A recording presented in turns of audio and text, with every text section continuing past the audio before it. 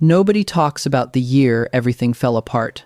Not the bad investment, not the business that failed, not the credit card debt that quietly doubled while you were busy pretending it wasn't there, not the specific, private shame of being a financially responsible adult who somehow ended up back at zero.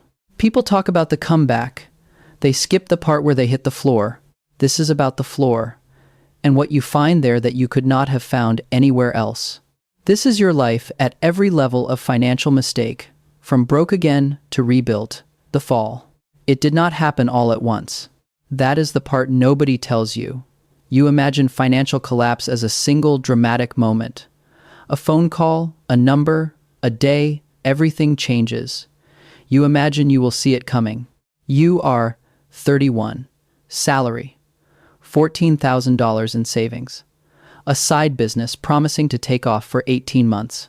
A credit card with $6,200 that you are managing, which is what you call it when you pay the minimum, and tell yourself you will address it seriously next quarter. The business does not take off. It takes on debt instead. $18,000 in equipment financing. You personally guaranteed because the business had no credit history, and you needed to move fast, and it felt manageable at the time. Then the largest client cancels, not because of anything you did, because their business restructured and your contract was a line item someone needed to cut before end of quarter. The savings cover 4 months. Then they are gone. The credit card climbs to $14,000. The equipment financing goes 30 days late, then 60. Then you get the letter. You are not broke because you were reckless. You are broke because several reasonable decisions made in sequence under imperfect information produced an outcome that none of them individually predicted. That is how most financial collapses actually happen. Not with a bang. With a series of quiet, reasonable, completely understandable choices that compound in the wrong direction until the floor appears. The floor has a specific texture. You know this because you are on it, sitting at a kitchen table at 11 p.m. on a Wednesday with a legal pad, a calculator, and $41,200 in total debt against a net worth that is negative for the first time in your adult life. Credit card, $14,000. Equipment financing, $18,000.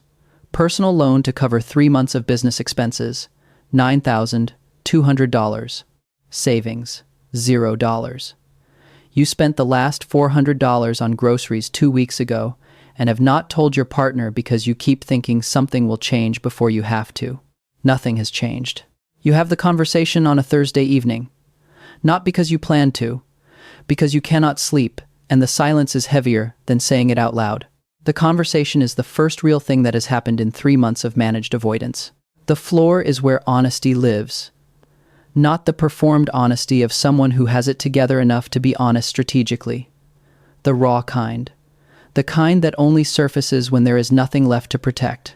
You spend the weekend writing down every number, not to solve them, just to see them clearly in the same place at the same time without looking away. That is step 1. Not a plan, not a strategy, just the courage to look at the full picture without flinching. Most people never do step 1. They manage the anxiety without addressing the source. They pay minimums and avoid statements and hope the situation resolves through some combination of time and willful inattention. The floor does not resolve itself, but it is solid. And solid is something to push against. The plan. You make a list. Not a vision board. A list. Every debt, every creditor, every interest rate, every minimum payment, every account gone to collections, and every one that hasn't yet but will in the next 45 days. The list is $41,200 long, and the most honest document you have produced in 18 months. You do not make it to solve anything that night. You make it because the weight of not knowing the full number is heavier than the weight of knowing it. Avoidance has a cost. You have been paying that cost in sleep, and in the low-grade anxiety that lives behind every conversation about money, and in the way you change the subject when someone asks how the business is going. Knowing the number ends the avoidance. It does not end the problem, but it ends the part where the problem is bigger in your imagination than it is on a page. And on a page specific, enumerated, organized by interest rate $41,200 is still enormous, but it is finite, and finite means it can be reduced. One payment at a time, 1 month at a time. One phone call you have been avoiding making for 90 days. You call the equipment financing company on a Monday morning, not to apologize, to negotiate. Creditors prefer structured repayment to default a person who calls proactively, with a specific proposal, who demonstrates willingness to pay rather than disappear, is a person they can work with. You did not know this before you researched it over the weekend. Nobody had ever told you that the phone call you have been dreading for 3 months was also a negotiating position. The call takes 22 minutes. They restructure the payment timeline. The monthly obligation drops from $640 to $390. It costs you nothing except the willingness to make the call you have been avoiding for 3 months. You make 3 more calls that week. Not all go well. One creditor is inflexible. One sends you to a useless collections department that puts you on hold for 40 minutes before disconnecting. One surprises you with a settlement. Offer 60 cents on the dollar. If you can pay within 30 days that you cannot meet right now but file away because you did not know settlement was an option before you picked up the 14, a phone. You did not know a lot of things before you started making calls. The calls are teaching you faster than the avoidance ever could. You cancel everything non-essential. Subscriptions, gym membership, streaming services you forgot were charging you. $340 a month recovered before the end of the week. You pick up a Saturday job. 8 hours. $160. You do not tell anyone. You just do it. Month 1 of the plan. Net progress $890 against the debt. Not enough to feel like victory. Enough to feel like traction. Traction is different from momentum. Momentum feels good and is visible and produces the kind of forward motion that other people notice. Traction just means you are moving. Slowly. Without fanfare. Without anyone at work knowing about the Saturday job or the canceled subscriptions or the month you restructured a payment timeline over a 22-minute phone call on a Monday morning. Moving when standing still would be easier is the only variable that separates the people who rebuild from the people who stay on the floor. You are moving, the rebuild. 11 months in, the personal loan is gone. $9,200 paid off in 9 months through the Saturday job.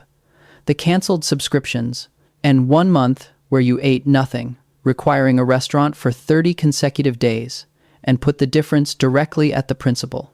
You sit with the zero balance for exactly 4 minutes before you redirect the monthly payment toward the credit card. 4 minutes is the appropriate amount of time to acknowledge something significant without letting the acknowledgement become a reason to pause. You have learned this over 23 months of moving. Acknowledge.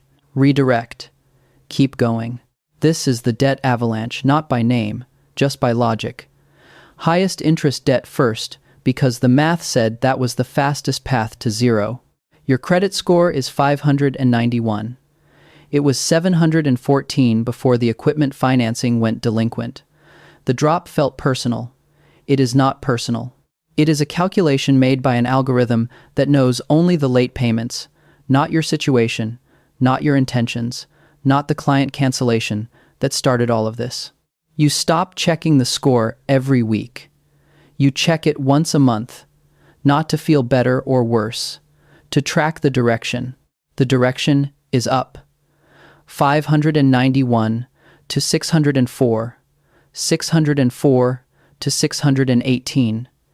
Each point earned not through clever strategy, but through the accumulated weight of months paying what you owe on time.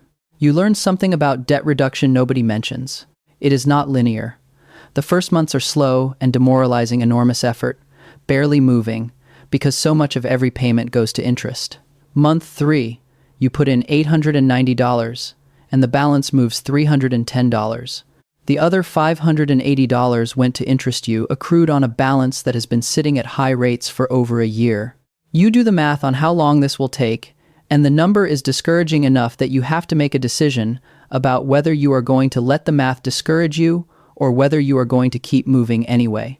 You keep moving because the alternative is standing still. and standing still on a floor costs money every single month in interest charges on balances that do not reduce themselves. Then the balance drops below a threshold, and suddenly the same $890 payment produces more principal reduction because interest is calculating against a smaller base. The math accelerates before you do. Month 14. Credit card down to $7,400. Equipment financing down to $11,200. Total debt, $18,600. Down from $41,200. You have cut debt by more than half in 14 months. No windfall, no lucky break. Nothing that looks from the outside like a dramatic comeback. Just a list, a series of phone calls, and 14 months of moving when standing still would have been easier.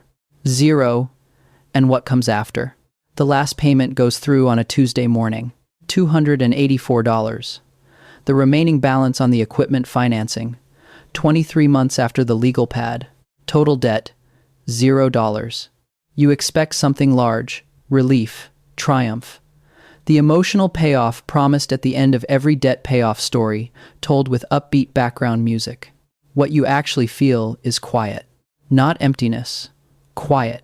The specific, unfamiliar quiet of a weight present so long you stop noticing it until it is gone, and the absence is louder than the thing itself ever was. You sit with it for the rest of the morning. Then you open a brokerage account, not because you planned to do it that day, because the $890 a month directed at debt is still in the budget and needs somewhere to go before you find something to spend it on. Redirecting it immediately before the lifestyle has a chance to absorb it is the most important financial decision you make in the entire 23 months. $890 a month into a total market index fund, automatic, on the first. You also open a high-yield savings account.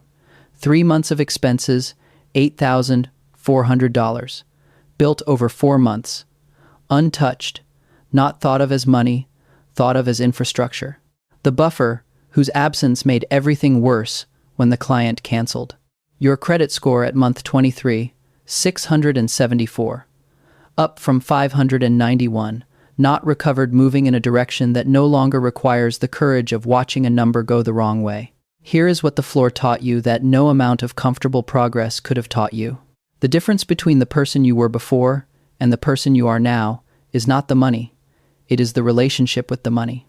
Before comfortable, building, never examining the assumptions underneath the progress. Now deliberate, structured. An emergency fund that is not optional. A debt-to-income ratio you do not have to avoid looking at.